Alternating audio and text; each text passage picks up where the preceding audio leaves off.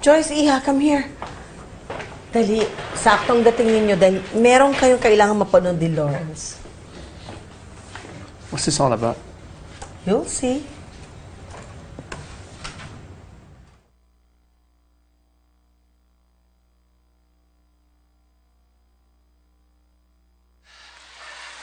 Ginawa ko po ang video na ito dahil hindi na po ako pinapatulog ng konsensya ko. Noong Pebrero po, inutusan ako ni Dr. Christine De Jesus para nakawin ang lahat ng ebidensya laban sa kanya. Binayaran niyo po ako ng 5,000 piso. Tinanggap ko po yun dahil kailangan ko talaga ng pera. Humihingi ako ng paumanhin sa mga naapektuhan nito, lalo na po kay Miss Joyce Castillo. Sana mapatawad niyo ako. Saan nyo nakuha yung video na yan?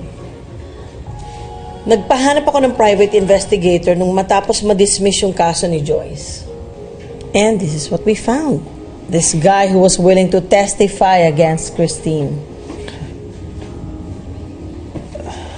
All along, akala natin si Dad ang responsible. Tapos si Christine pala may pakananan lahat.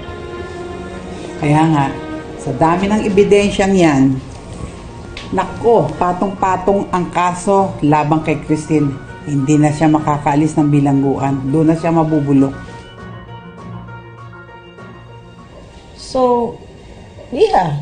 Hindi ka ba natutuwa, Joyce, that you'll finally get the justice you deserve? Hindi lang ako makapaniwala, Mama, na dininig na ng Diyos yung mga dasal ko. Mapaparusahan na rin si Christine sa mga kasalanan niya. You know what? Tatawagan ko si Mark ngayon para mabuksan yung kaso ni No, Christine.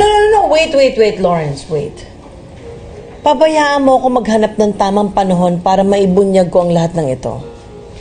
Now, don't think I just want to use Joyce for the campaign, but I just really think that this is the perfect proof to show everyone that I can truly deliver justice. Pero, Ma,